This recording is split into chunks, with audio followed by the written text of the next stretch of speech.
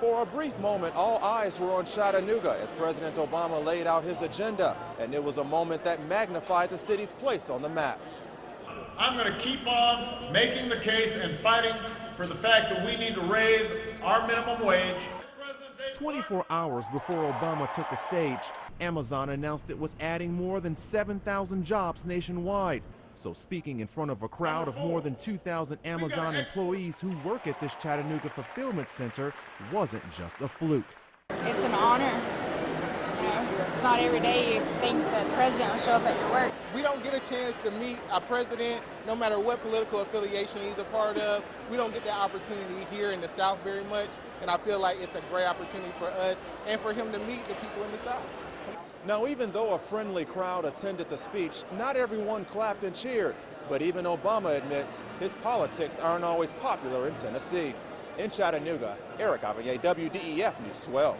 A somewhat unscheduled stop at the end of a highly planned out trip. We had gotten a call about 50 minutes beforehand. We noticed some unusual people in the restaurant. They were just looking around for some people, and they never found the people they were looking for, but they were cruising through the restaurant back and forth. How are you? I'm sorry to interrupt you. Hungry for lunch, President Bush stopped off at Porker's Barbecue before heading back to Air Force One to eat and greet. The president was very down to earth, and if you wanted to know what he ate, he had the rib plate and some banana pudding afterwards. Scoot over. Nice to meet you. All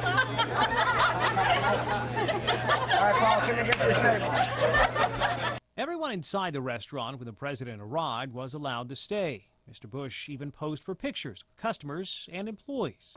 And was very down to earth as far as just, you know, his demeanor and everything. No air about him as far as being the president of the United States or anything like that. Porker's plans to put the president's picture up on their wall of fame.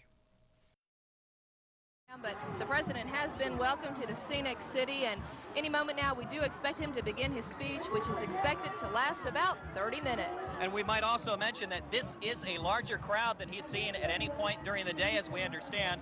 He was in the Tri-Cities. Let's turn it over to the podium and the President of the United States. To introduce the President of the United States. Ladies and gentlemen, the present and future President of the United States.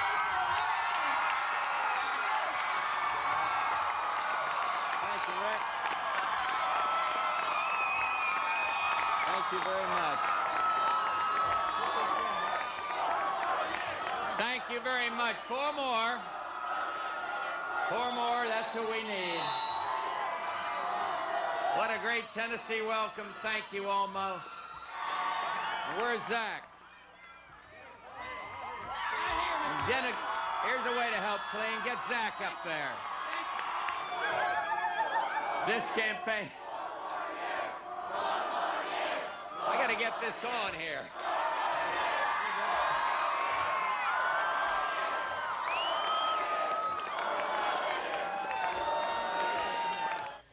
The Tennessee connection in the presidential cabinet was displayed prominently today with Chief of Staff Howard Baker and Labor Secretary Bill Brock at the elbow of the chief executive himself.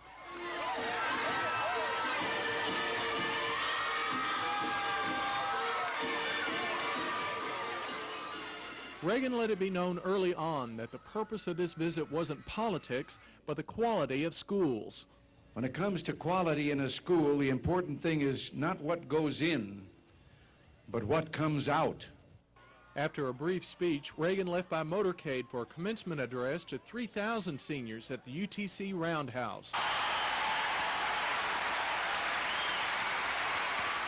Later in his main address, Reagan spoke of how education will provide the promise of the future into the year 2000 and beyond.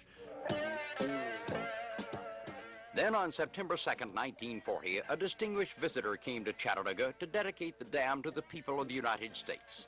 President Franklin Delano Roosevelt arrived on the east side near the powerhouse in an open car along with his wife Eleanor, Governor Prentice Cooper, and Senator Kenneth McKellar.